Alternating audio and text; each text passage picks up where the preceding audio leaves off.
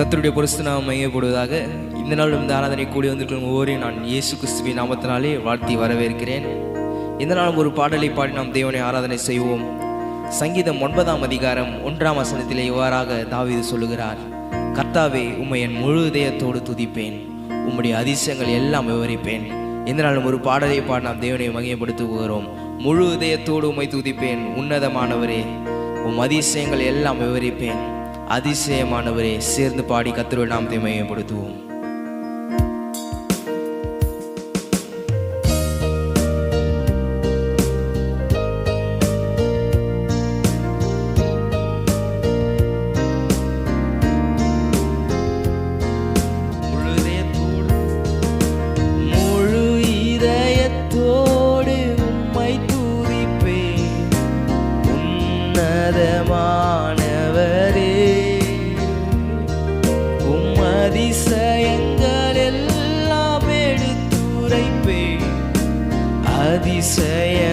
அதிசயமானவரே, முழு இதயத்தோடே உம்மை துதிப்பேன், உன்னதமானவரே, உம் அதிசயங்கள் எல்லாம் எடுத்துரைப்பேன். அதிசயமானவரே, உன்னதமானவரே, உன்னதமானவரே, என் உறைவிடம் நீர்தானே. உன்னதமானவரே, என் உறைவிடம் நீர்தானே. உயர்த்துகிறேன், வாழ்த்துகிறேன், வணங்குகிறேன், உம்மை போற்றுகிறேன். முழு இதயத்தோடு உம்மை துதிப்பேன், உன்னதமானவரே, உம் அதிசயங்கள் எல்லாம் எடுத்துரைப்பேன். அதிசயமானவரே, ஒடுக்கப்படுவோர்க்கு அடைக்கலமே, நெருக்கடி வேளையில் புகலிடமே. ஒடுக்கப்படுவோர்க்கு அடைக்கலமே, நெருக்கடி வேளையில் புகலிடமே. நெருக்கடி வேளையில் புகலிடமே, நெருக்கடி வேளையில் புகலிடமே. முழுதயத்தோடு முழு இதயத்தோடே உம்மை துதிப்பேன், உன்னதமானவரே, உம் அதிசயங்கள் எல்லாம் எடுத்துரைப்பேன். அதிசயமானவரே, நாடி தேடி வரும் மனிதர்களை தகப்பன் கைவிடுவதே இல்லை. நாடி தேடி வரும் மனிதர்களை தகப்பன் கைவிடுவதே இல்லை. ஒருபோதும் கைவிடுவதே இல்லை, ஒருபோதும் கைவிடுவதே இல்லை. முழு இதயத்தோடே உம்மை துதிப்பேன், உன்னதமானவரே, உம் அதிசயங்கள் எல்லாம் எடுத்துரைப்பேன். அதிசயமானவரே, முழு இதயத்தோடே, முழு இதயத்தோடே, உன்னதமானவரே, உம் அதிசயங்கள் எல்லாம் எடுத்துரைப்பேன். அதிசயமானவரே,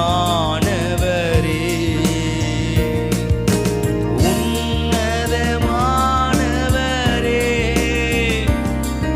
என் உறைவிடம் நீர்தானே. உன்னதமானவரே, உன்னத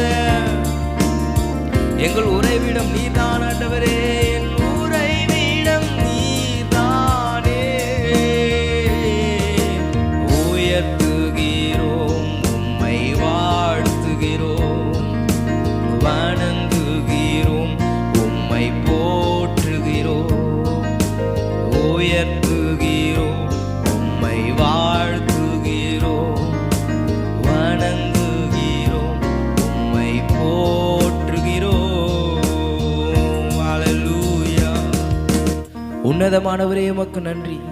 எங்கள் உறைவிடமானவரே உமக்கு நன்றி ஆண்டவரே. கடந்த மாதங்கள் எல்லாம் எங்களை கண்மணி போல பாதுகாத்து இந்த புதிய மாதத்துக்குள்ள ஆண்டவரே முழு இதயத்தோடு உம்மை துதித்து பாடி மகிமைப்படுத்தும்படி நீர் செய்த உம்முடைய கிருபைகளுக்காக நாங்கள் நன்றிகளை செலுத்துகிறோம் ஆண்டவரே. உம்முடைய வார்த்தைக்காய் ஜெபிக்கின்றோம். எங்கள் செவிகளை எங்கள் சிந்தனைகளை உம்முடைய வார்த்தைக்கு நேராய் கடந்து செல்ல எங்களுக்கு உதவி செய்யுங்கப்பா. வார்த்தை எங்களோடு பேசுவதாக இயேசு கிறிஸ்துவின் நாமத்தினாலே வேண்டுகிற எங்கள் ஜீவன் நல்ல பிதாவே, ஆமென் ஆமென். Price God. கர்த்தர் நல்லவர், அவர் கிருபை என்றும் உள்ளது. வானத்தையும் பூமியும் உண்டாக்கின கர்த்தர் மனிதர்கள் மேலே இரக்கமுடையவராய் இருக்கிறார் என்று வேதம் நமக்கு சொல்லுகிறது.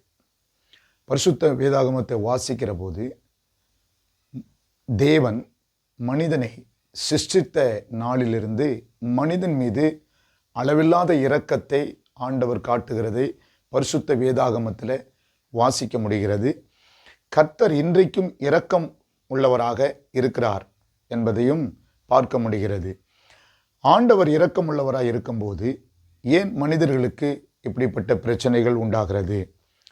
தேவன் மனிதன் மேலே இரக்கமாக இருக்கும்போது மனிதனை காப்பாற்ற முடியாமல் சிலர் மரிக்கிறார்கள், சிலர் வியாதியாக இருக்கிறார்கள், சிலர் பலவீனமாக இருக்கிறார்கள், சிலர் காலத்துக்கு முன்னவே மரித்து போகிறார்கள். தேவன் மனிதன் மீது இரக்கம் காட்டுவாரானால், மனிதனுக்காக இயேசு சிலுவையில் போய் ரத்தம் சிந்தி மனிதனுடைய பாவத்தை போக்கி ஒரு மீட்பை கொடுத்திருப்பாரானால், ஏன் மனிதன் இப்படிப்பட்ட நிலையில் வாழ வேண்டும் என்று ஒரு கேள்வி எல்லாருக்கும் உண்டு. பாருங்க, கர்த்தர் இரக்கமுள்ள தேவன். ஒரு வசனத்தை வாசிக்கிறேன். தாவீது அழகா இப்படி சொல்றார், கர்த்தர் இரக்கமும் மன உருக்கமும் நீடிய சாந்தமுள்ளவர் என்று சொல்லுகிறார். 145 சங்கீதம் 145 சங்கீதத்தில் 8வது வசனத்தை நான் வாசிக்கிறேன். கர்த்தர் இரக்கமும் மன உருக்கமும் நீடிய சாந்தமும் மிகுந்த கிருபை உள்ளவரும் உள்ளவர். மிகுந்த கிருபை உள்ளவர். பாருங்க, கர்த்தர் இரக்கமும் மன உருக்கமும் நீடிய சாந்தமும் மிகுந்த கிருபையும் உள்ளவர் என்று வேதம் சொல்லுகிறது. இப்போ தேவன் இரக்கமாக இருக்கும்போது, தேவன் கிருபையாக இருக்கும்போது ஏன் மனிதர்களுக்கு இப்படிப்பட்ட ஒரு நிலை இந்த உலகத்தில் உண்டாகிறது என்பதை நாம் கவனிக்க வேண்டும். பாருங்க, ஆண்டவர் இரக்கம் உள்ளவராக இருக்கிறார், மனிதனுக்கு இரக்கம் செய்கிறார். இன்றைக்கும் மனிதர்களுக்கு இரக்கம் செய்கிறார். எல்லா மனிதரும் தேவனிடத்தில் இரக்கம் பெறுகிறோம். இன்றைக்கு ரட்சிக்கப்பட்டிருக்கிற நாமும் தேவனுடைய இரக்கத்தினால தான் ரட்சிக்கப்பட்டிருக்கிறோம். அவர் நம்மேல் வைத்த அன்பை விளங்க பண்ணியிருக்கிறார், ரட்சிப்பு கொடுத்திருக்கிறார். அதை நம்ம பார்க்கிறோம். அப்படி ரட்சிப்பை பெற்ற நாம் தேவனிடத்தில் மிகப்பெரிய ஒரு பாதுகாப்பை நமக்கு தேவன் கொடுக்கிறார் என்பதை நாம் விசுவாசிக்க வேண்டும். எவ்விதத்திலே தேவனுடைய இரக்கத்திற்கு நாம் பாதுகாப்பாக இருப்போம் என்பதை பற்றி நாம் தியானிக்க போகிறோம். பாருங்க, ஆண்டவர் இரக்கம் உள்ளவர் தான். ஆனால் ஆண்டவருடைய வார்த்தைக்கு மனிதன் கீழ்ப்படிய வேண்டும். எல்லா மனிதர்களும் தேவனுடைய வார்த்தைக்கு கீழ்ப்படிய வேண்டும். இந்த வேத வசனம் என்ன சொல்லுகிறதோ அந்த வசனத்தின்படி தன்னுடைய வாழ்க்கையை அமைத்து கொள்ளும்போது தேவன் ஒரு மனிதனுக்கு இரக்கமுள்ளவராக இருந்து எப்பொழுதும் அந்த மனிதனை பாதுகாக்கிறார் என்பதை நாம் பார்க்க முடிகிறது. தேவன் ஒரு குடும்பத்தின் மேலே வைத்த இரக்கத்தின் நிமித்தம் அந்த குடும்பத்தை காப்பாற்றுவதற்கு அவர் செய்கிற ஒரு காரியத்தை குறித்து நாம் தியானிக்க போகிறோம். ஆதியாகமம் புஸ்தகம் 19ஆம் அதிகாரத்திலே ஒரு குடும்பத்தை குறித்து நாம் பார்க்கிறோம். எல்லாருக்கும் ஒரு தெரிந்த ஒரு குடும்பம் தான் ஆதியாகமம் 19ஆம் அதிகாரம். அதில் லோத்து என்கிற ஒரு குடும்பத்தை குறித்து அந்த அதிகாரத்தில் நம்ம வாசிக்க முடியும். வேதத்தை எடுத்து நீங்கள் வாசித்து பாருங்கள். லோத்து குடும்பத்தை நம்ம அங்கே வாசிக்க முடியும். இந்த லோத்து ஆபிரகாமை தேவன் அழைக்கும் போது ஆபிரகாமோடு கூட வந்தான். லோத்து ஆபிரகாமோடு கூட இருந்தனாலே இந்த லோத்தும் தேவனை அதிகமாக நேசிக்க ஆரம்பித்தான். ஆண்டவர் மீது அன்பு காட்ட ஆரம்பித்தான். ஆபிரகாம் எப்போதெல்லாம் பலிபீடம் கட்டி கர்த்தரை தொழுது கொள்வானோ அப்பொழுதெல்லாம் லோத்தும் கூட ஆண்டவரை தொழுது கொண்டான். அதுக்கு முன்னாடி உலக வழிபாடிலே உலக காரியங்களிலே இருந்த லோத்து கர்த்தரை தன் தெய்வமாய் ஏற்றுக்கொண்டு ஆண்டவர் இரக்கமுள்ளவர் என்பதை அறிந்து, இந்த ஆண்டவர் தான் என்னை படைத்தார் என்பதை அறிந்து ஆண்டவருக்காக இந்த பூமியில் வாழ ஆரம்பித்தான். இப்போ ஆண்டவரும் அவன் மேலே இரக்கமாக இருந்தார் என்று வேதத்தில் நம்ம வாசிக்க முடிகிறது. ஆனால் அப்படிப்பட்ட மனிதனுடைய வாழ்க்கையை பார்க்கும்போது, தேவன் இரக்கமாக இருந்த குடும்பத்தை பார்க்கும்போது, ஏன் அந்த குடும்பம் இப்படி அழிந்து போனது, சிதைந்து போனது என்பதை குறித்து நம்ம வேதத்தில் வாசிப்போமானால் சில காரியங்களை நான் வாசித்து நாம் தியானிக்க போகிறோம். பாருங்க, 19ஆம் அதிகாரம் அதனுடைய 16வது வசனத்தை நான் வாசிக்கிறேன். அவன் தாமதித்து கொண்டிருக்கும்போது கர்த்தர் அவன் மேல் வைத்த இரக்கத்தினாலே அந்த புருஷர் அவன் கையையும் அவன் மனைவின் கையையும் அவன் 2 குமாரத்திகளின் கையையும் பிடித்து அவனை பட்டணத்திற்கு வெளியே கொண்டு போய் விட்டார்கள். இந்த வார்த்தையை நல்ல கவனிங்க. கர்த்தர் அவன் மேல் வைத்த இரக்கத்தினாலே, யார் மேலே? லோத்து என்கிற அந்த நபர் மேலே வைத்த இரக்கத்தினாலே கர்த்தர் அந்த குடும்பத்தை காப்பாற்றுவதற்கு காட்டுகிற இரக்கத்தை தான் நம்ம இங்கே பார்க்குறோம். என்னன்னா, சோதேம் என்கிற ஒரு பட்டணத்தில் லோத்து வாழ்கிறான். அந்த பட்டணத்தில் உள்ள ஜனங்கள் எல்லாம் தேவனுக்கு விரோதமாய் கொடுமையான பாவத்திலும் அக்கிரமத்திலும் நிறைந்து வாழ்ந்து கொண்டிருந்தார்கள். தேவனை தேடுகிறவர்களா இல்லாமல் தன்னை படைத்தவரை விட்டுவிட்டு அவர்கள் கொடுமையான ஒரு வாழ்க்கையை, தேவன் அவர்களுக்கு கொடுத்த வாழ்க்கைக்கு மாறாக, எதிராக, முற்றிலும் தவறான வாழ்க்கை அவர்கள் வாழ்ந்து கொண்டிருந்ததினாலே, இப்படியே இந்த ஜனத்தை விட்டால் இவர்கள் இந்த உலகத்தில் இப்படிப்பட்ட சந்ததிகளை உருவாக்கி விடுவார்கள். முழு உலகத்தையும் தன்னுடைய கொடுமையான பாவத்தினாலே நிரப்பி, இல்லாவிட்டால் அவர்களுடைய செய்கையிலே ஒரு மிகப்பெரிய சந்ததியை பூமியை நிரப்பி விடுவார்கள் என்பதை தேவன் அறிந்து இவர்களை அழிக்க வேண்டும் என்று தீர்மானித்தார். அந்த பட்டணத்தை அழித்து விட வேண்டும் என்று தீர்மானிக்கிற போது, தேவனால் தெரிந்து கொள்ளப்பட்ட ஆபிரகாமோடு கூட வந்த லோத்து இந்த சோதேம் பட்டணத்தில் இருக்கிறான். லோத்து தேவனுக்கு பயந்தவன், ஒருவேளை தேவனை ஆராதித்தவன் இல்லையா? ஆபிரகாமோடு கூட பலிபீடம் கட்டி தொழுது கொள்ளும் போது இவனும் கர்த்தரை தொழுது கொண்டு வந்தான். இந்த சோதேமின் பட்டணத்தில் கூட அந்த உலக வாழ்க்கையில் ஈடுபடாமல், அங்கு உள்ள ஜனங்களினுடைய வாழ்க்கையே படி வாழாமல், இவன் தேவனுக்கு சற்று பயந்தே வாழ்ந்து கொண்டிருந்த ஒரு நல்ல ஒரு மனிதனாகத்தான் இருந்தான் லோத்து. லோத்துவுக்கு 2 பெண் பிள்ளைகள் இருந்தார்கள், மனைவி, 4 பேர் அந்த குடும்பம். அந்த குடும்பத்தின் மேலே தேவன் இரக்கம் வைத்தார். அவர் வைத்த இரக்கத்தினாலே அந்த பட்டணத்தை அழிப்பதற்கு முன்பாக 2 தூதர்களை அனுப்பி, புருஷர்களை அனுப்பி, அந்த பட்டணத்தை விட்டு நீங்கள் வெளியே போங்க, கர்த்தர் இந்த பட்டணத்தை அழிக்க போறாரு, இவர்களுடைய பாவம் தேவ சன்னதியில் வந்து எட்டிற்று, தேவன் கோபமாக இருக்கிறார் என்று சொல்லி பட்டணத்தை விட்டு வெளியே போக சொல்றாங்க. ஆனால் லோத்துவோ போகாமல் தாமதித்து கொண்டிருக்கிறான். பாருங்க, அவன் அதிகமாய் தாமதித்து கொண்டிருக்கிறான். போங்கன்ற வார்த்தையை கேட்டுக்கிட்டே கேளாதவன் போல கொஞ்சம் தாமதமாக இருக்கிறான். இப்போ கர்த்தர் என்ன பார்க்குறாரு, இவன் தாமதிக்க கர்த்தர் இறங்கிடுவாரேன்னு சொல்லி இந்த தூதர்கள் அவங்களுடைய கையை பிடித்து வெளியே கொண்டு வந்து ஓடுறாங்க. அங்கே வார்த்தை சொல்லப்பட்டிருக்கிறது, கர்த்தர் அவன் மேல் வைத்த இரக்கத்தினாலே அப்படின்னு சொல்லப்படுகிறது. அப்போ பாருங்க, ஒரு மனிதனை தேவன் நேசித்து விட்டால், ஒரு மனிதன் மீது தேவன் இரக்கம் வைத்து விட்டால், அவர் எவ்வளவு தூரம் இரக்கம் காட்டுகிறார் என்பதை நாம் பார்க்க முடியும். தாவீதும் இப்படிதான் தேவனுடைய இரக்கத்தை பெற்றதனால் அவர் சொல்றார், கர்த்தர் இரக்கம் உள்ளவர், அவர் மனதுருக்கம் உள்ளவர் என்று சொல்லுகிறார். விளங்குது அவங்களுக்கு? நல்லா கவனிக்கணும், சத்தியத்தை நல்லா கவனிக்க வேண்டும். அப்போ இன்றைக்கு கடவுள் ஏன் இரக்கமாக இருந்தால் மனுஷர்கள் அழிகிறாங்க, ஏன் கடவுள் இரக்கம் காட்டினா இவ்வளோ மனுஷன் கஷ்டப்படுறான் அப்படின்னு எல்லாருடைய கேள்வி அதுதான். ஆனால் மனிதன் கடவுள் சொல்லுவதை கவனிக்காத இடத்துல தான் மனிதன் மிகவும் கொடுமையாய் கஷ்டப்பட வேண்டிய ஒரு சூழ்நிலையிலே ஆளாகிறான் என்பதை வேதத்தில் நம்ம பார்க்க முடிகிறது. இல்லாவிட்டால் அழிவிலையும் போய்விடுகிறான், அழிந்தும் போய்விடுகிறான் என்பதை பார்க்க முடிகிறது. ஸோ இந்த லோத்து குடும்பத்தை நம்ம பார்க்குறோம். அந்த லோத்து தாமதித்து கொண்டிருக்கும் போது தேவன் அவன் மேல் வைத்த இரக்கத்தினால கையை பிடிச்சி வெளியே கொண்டு வந்து ஓடிப்போங்கன்னு சொல்கிறாங்க. ஓடிப்போன்னு சொல்லும்போது அவர்களை வெளியே கொண்டு போய் விட்ட பின்பு அவர்களிடத்தில், உன் ஜீவன் தப்பி ஓடிப்போ, பின்னிட்டு பாராதே, இந்த சம பூமியில் எங்கும் நில்லாதே, நீ அழியாதபடிக்கு மலைக்கு ஓடிப்போ என்றார். எல்லாரும் அழியும் போது நீ அழியக்கூடாது, அழியாதபடிக்கு ஓடிப்போ. இப்போ ஒரு அழிவிலிருந்து காப்பாற்றுவதற்கு தேவன் காட்டுகிற இரக்கத்தை இந்த இடத்துல நம்ம பார்க்க முடியுது. ஆனால் இந்த இரக்கத்திற்கு கூட அந்த மனிதன் ஒரு பாத்திரமாய் இல்லாததை நம்ம அங்கே பார்க்க முடிகிறது. தாமதித்து கொண்டிருக்கிறான். பாருங்க, தாமதித்து கொண்டு இருக்கிறான், அப்படியே ஒரு நிர்வசாரமாக இருக்கிறான். ஸோ ஆனாலும் இந்த மலைக்கு ஓடிப்போ என்றார். அதற்கு லோத்து சொல்கிறான், அப்படியல்ல ஆண்டவரே, உமது கண்களில் உமது அடியனுக்கு கிருபை கிடைத்ததே. என் பிராணனை காக்க தேவரீர் எனக்கு செய்த கிருபையும் பெரிதாக விளங்க பண்ணினீர்.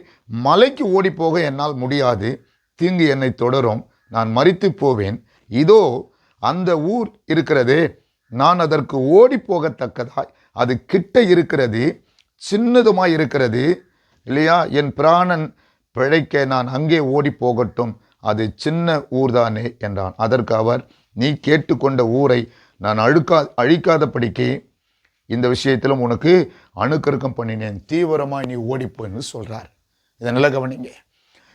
மனிதன் மேலே தேவன் வைத்த இரக்கத்தை தேவன் எப்படி காட்டுகிறார் என்பதை நம்ம பார்க்கிறோம். இன்றைக்கும் கர்த்தர் இரக்கம் உள்ளவராக இருக்கிறார். எல்லா மனிதர் மேலேயும் இரக்கம் காட்டுகிறார். எல்லா மனிதனுக்கும் தேவன் உதவி செய்கிறார். அன்றைக்கு லோத்துக்கு மாத்திரம்தான் இரக்கம் காண்பித்தார். ஆனால் இயேசு கிறிஸ்து இன்றைக்கு முழு உலகத்திற்கும் அந்த இரக்கத்தை கொண்டு வந்திருக்கிறார். முழு மனுகுலத்தின் மேலேயும் தேவனுடைய இரக்கம் இருக்கிறது. எனவே அருமையான கர்த்தருடைய பிள்ளைகளே, எல்லா மனிதனுக்கும் சிலுவையில் இயேசு ரத்தம் சிந்தி எல்லாருடைய பாவத்தை மன்னித்து தேவனுடைய இரக்கத்தை மனிதர்கள் மீது கொண்டு வந்தவர் இயேசு. அதற்காக தான் வந்தார், எல்லா மனிதனுக்கு இரக்கம் காண்பிக்க தான். பாருங்க, அப்போ அந்த லோத்தின் மேலே இரக்கம் காண்பிச்சுன்னா இவ்வளோ தாமதித்து இருந்தோம். லோத்து குடும்பம் என்ன ஆச்சு தெரியுங்களா உங்களுக்கு? அந்த மலைக்கு ஓடிப்போ. சரி, இந்த விஷயத்தில் கூட நான் உனக்கு ஆண்டவர் இரக்கம் பாராட்டுறார். பாருங்க, ஆண்டவர் ஸ்டெப் பை ஸ்டெப்பாக இறங்கி வராரு. இங்கே 2 காரியம் இந்த வேதத்தை நீ வாசிக்கும் போது என்ன சொல்கிறாரு அப்படின்னா, நீ அந்த மலைக்கு ஓடிப்போன்னு அவர் ஒன்று காட்டுறாரு. ஆனால் இவன் என்ன சொல்கிறான், அந்த மலைக்கு ஓட முடியாது, நான் இந்த மலைக்கு போயிடுறேன், இது பக்கத்தில் இருக்குன்னு கேட்குறான். அதுக்கும் ஆண்டவர் என்ன சொல்கிறாரு, இதற்கும் இறங்கி வருகிறார். பாருங்க, மனிதனுடைய வார்த்தையை கூட தேவன் இந்த இடத்துல கேட்டு அதற்கு ஏற்றது போல செயல்படுகிறார் என்பதை பார்க்க முடியுது. ஏன்? அவர் வைத்த இரக்கத்தினால. மனுஷன் மேலே அவர் வைத்த இரக்கமும் மனிதனை அவர் சிருஷ்டித்ததுனாலே, படைத்ததுனாலே அவர் இரக்கம் காட்டுறார். அந்த மலைக்கு ஓடி போக முடியாது. ஆனால் சரி, நீ கேட்டுக்கொண்டபடி நான் உனக்கு தரேன், நீ கேட்டுக்கொண்டபடி நான் உனக்கு செய்கிறேன், ஆனால் நான் சொன்னபடி நீ செய்யணும். இந்த இடத்துல பாருங்க, நீ கேட்டுக்கொண்டபடி இந்த மலைக்கு போ, ஆனால் நான் சொன்னபடி நீ செய்ய வேண்டும். அங்கே கர்த்தர் சொல்றாரு. அப்போதான் என் இரக்கத்தை நீ பெற முடியும், என் தயவை நீ பெற முடியும். என்ன அப்படி சொல்றாருன்னா, நீ போய் அந்த மலையில சேரு மட்டும் பின்னிட்டு பாராத, நான் சொல்றேன், ஆனால் நீ கேட்டுக்கொண்டபடி இந்த மலைக்கு போ. நீ எந்த மலைக்கு போனாலும் பரவாயில்லை, ஆனால் பின்னிட்டு பாராத, நான் சொல்றத நீ செய்ய வேண்டும் என்று ஆண்டவர் அங்கே சொல்லுகிறதை பார்க்கிறோம். ஆனால் இங்கே மனிதன் கேட்டுக்கொண்டபடி, லோத்து கேட்டுக்கொண்டபடி தேவனும் இரக்கம் பாராட்டி இந்த மலைக்கு போன்னு சொன்னாரே. ஆனால் போகிற போது லோத்து மனைவி பெண் பிள்ளைகள் அந்த மலைக்கு ஓடும்போது அவர் மனைவி பின்னிட்டு திரும்பி பார்த்து உப்பு தூணாய் விட்டாள். ஏன் தேவன் அந்த குடும்பத்தின் மேல் இரக்கம் காட்டியும் அந்த குடும்பத்தை காப்பாற்ற முடியவில்லை? அந்த குடும்பம் சீரழிந்து போனதற்கு காரணம் தேவனா? தேவன் இரக்கம் காட்டாமல் இருந்தாரா? தேவன் அந்த குடும்பத்தின் மேல் அன்பு வைக்காமல் இருந்தாரா? அந்த காப்பாற்றுவதற்கு அந்த குடும்பத்தை முயற்சி செய்யாமல் இருந்தாரா? தேவன் எல்லா விதத்திலும் முயற்சி செய்திருக்கிறார். ஆண்டவர் முயற்சி செய்தனால தான் தூதர்களை அனுப்பியிருக்கிறார். மலைக்கு ஓடிப்போன்னு சொன்னாலும் அதற்கும் தாமதிக்கிறார். எல்லா விதத்திலும் தேவன் இரக்கம் பாராட்டியும் தேவனுடைய வார்த்தைக்கு கீழ்ப்படியாத இடத்துல அழிவு வருகிறது என்பதை நாம் கண்டு கொள்ள வேண்டும். இப்போ மனுஷன் அழியிறது கத்தராலியா? கடவுள் தான் அழிக்கிறாரா? கடவுள் தான் அழிவை கொண்டு வந்துட்டாரா? இல்லவே இல்லை. ஆண்டவர் இன்றைக்கு இரக்கமுள்ளவராக இருக்கிறார். ஏன்? பழைய ஏற்பாட்டு காலத்தில் நியாயப்பிரமாணத்திற்கு முன்பாக வாழ்ந்த ஒரு காலம் இந்த காலம். பிறகு இந்த ஆபிரகாமுடைய சந்ததிக்கு நியாயப்பிரமாணத்தை கொடுக்கிறார். நியாயப்பிரமாணத்தை நிறைவேற்றுவதற்கு இயேசு கிறிஸ்துவை இந்த உலகத்தில் வந்தார். நல்லா கவனித்துக் கொள்ளுங்க. இயேசு கிறிஸ்து இந்த உலகத்துக்கு வந்ததுக்கு அப்புறம் எல்லா மனிதனுக்கும் அவருடைய கண்கள் இரக்கம் கிடைத்தது, கிருபை கிடைத்தது. இயேசு கிறிஸ்து வந்து சொல்றாரு, இரக்கம் உள்ளவன் இரக்கம் பெறுவான், இரக்கம் உள்ளவன் இரக்கம் பெறுவான். தேவனுடைய வார்த்தைக்கு கீழ்ப்படுகிறவன் இரக்கம் பெறுவான். அப்போ இந்த லோத்து குடும்பம் சீரழிந்து போனதற்கு காரணம் கடவுள் அல்ல. கடவுளை வழிபட்டு இப்படிப்பட்ட ஒரு நிலையில போயிட்டாங்களே.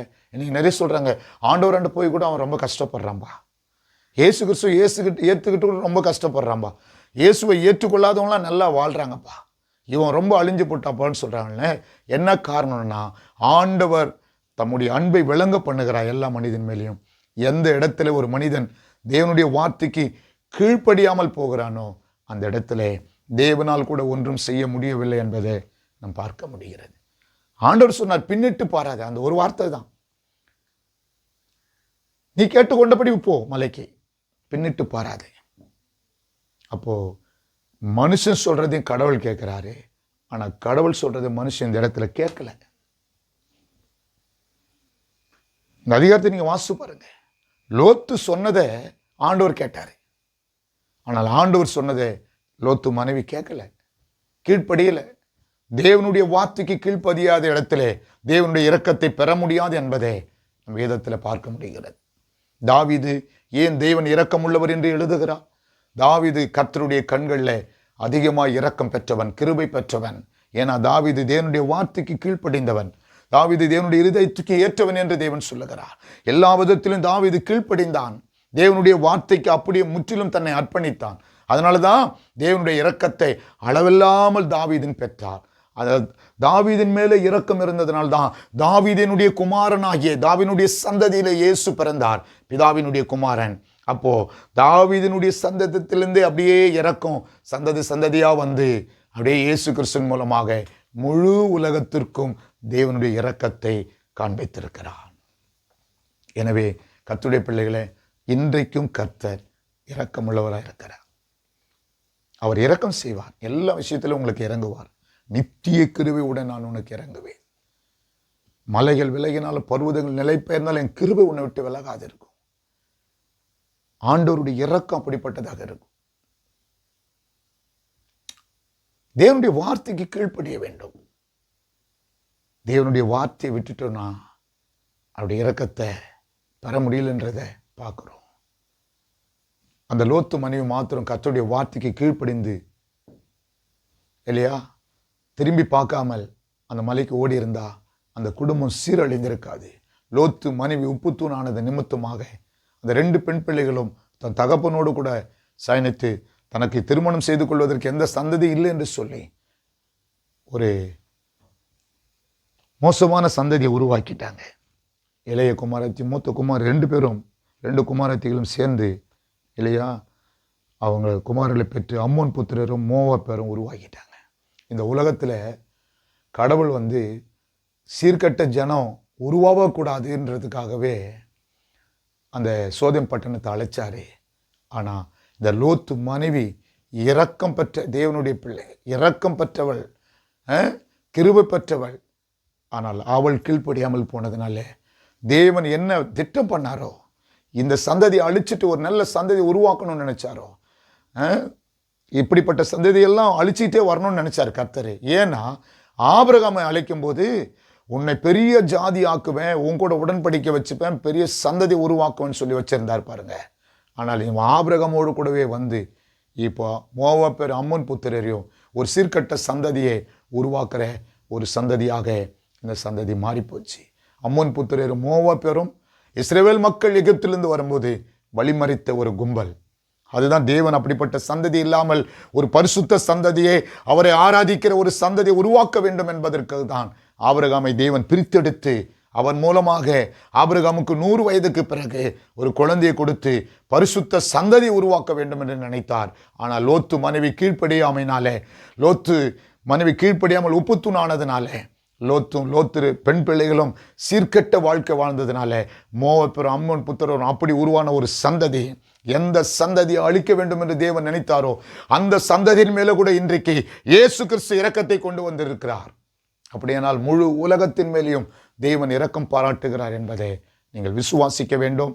இந்த வார்த்தை கேட்டுக்கொண்டிருக்கிற தேவ பிள்ளைகளே, தேவன் இரக்கம் உள்ளவர் தான். எப்போ நீங்கள் கர்த்தருடைய வார்த்தைக்கு கீழ்ப்படுகிறவரையும் அந்த இரக்கம் உங்களுக்கு கிடைத்து கொண்டே இருக்கும். தேவனுடைய வார்த்தைக்கு நீங்கள் கீழ்ப்படியாமல் போகும்போது நீங்கள் இரக்கம் பெற முடியாது என்பதை நம்ம பார்க்க முடிகிறது. தேவன் இன்றைக்கும் இரக்கமுள்ளவராக இருக்கிறார். இயேசு உங்கள் குடும்பத்தின் மேல் கிருபை வைத்திருக்கிறார், அன்பு வைத்திருக்கிறார்.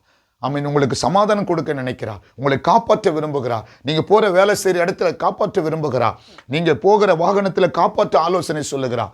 எல்லா விதத்திலும் கீழ்ப்படிந்து அவரை கேட்டு அவருடைய வார்த்தைக்கு செவிசாய்த்து கீழ்ப்படுவீர்களானால் அழிவிலிருந்து தப்பித்து கொள்ள முடியும். ஸோ லோத்து மனைவி மாத்திரம் தேவனுடைய வார்த்தைக்கு கீழ்ப்படிந்திருந்தா மிகப்பெரிய அழிவிலிருந்து அந்த குடும்பத்தை தப்பிவித்து அவளும் ஒரு பரிசுத்த சந்ததி இந்த உலகத்தில் உருவாக்கியிருக்க முடியும். எனவே அருமையான கர்த்தருடைய பிள்ளைகளே, தேவன் இரக்கமுள்ளவராக இருக்கிறார்.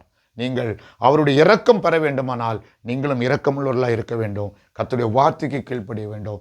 கர்த்தர் உங்களை ஆசீர்வதிப்பார். ஜெபிக்கலாமா? கண்களை மூடி நாம் ஜெபிப்போம். பரிசுத்தமுள்ள பரலோக பிதாவே, இயேசுவின் நாமத்தினால நான் ஜெபிக்கிறேன். உம்முடைய வார்த்தையை கேட்டுக்கொண்டிருக்கிற உம்முடைய பிள்ளைகள் மேலே அளவில்லாத இரக்கத்தை கர்த்தர் நீர் வைத்திருக்கிறீர் ஆண்டவரே. அந்த இரக்கத்திற்கு பாத்திரமாக உம்முடைய பிள்ளைங்க நடந்து கொள்ள, உம்முடைய வார்த்தைக்கு கீழ்ப்படிய, உம்முடைய வார்த்தை என்றென்றைக்கும் காத்து கொண்டு நடக்க தேவன் உதவி செய்யும்படிக்கு நான் ஜெபிக்கிறேன். கர்த்தர் இரக்கம் பாராட்டுவீராக. அளவில்லாத இரக்கத்தை கர்த்தர் கொண்டு வந்திருக்கிறேன். இயேசு கிறிஸ்து ஆமென் சிலுவையிலே தன் ஜீவனை பலியாய் கொடுத்து ஆமாண்டவரை மரித்து எல்லா பாவங்களை நீக்கியிருக்கிறீர், எல்லா அக்கிரமங்களை நீக்கியிருக்கிறீர். ஆண்டவரே, உம்முடைய பிள்ளைகள் மீது, குடும்பங்கள் மீது இரக்கத்தை காட்டும்படிக்கு நான் ஜெபிக்கிறேன். இரக்கம் பெறுவார்களாக. உம்மிடத்தில் அளவில்லாத இரக்கம் பெற்று சமாதானமாய், சுகமாய், சந்தோஷமாய் வாழ்வார்கள் என்று சொல்லி நான் ஜெபிக்கிறேன். கர்த்தர் அப்படி செய்கிறதற்காக ஸ்தோத்திரம். இயேசு கிறிஸ்துவின் நாமத்தினாலே ஒப்பு கொடுத்து ஜெபிக்கிறேன் நல்ல பிதாவே. ஆமென், ஆமென். God bless you.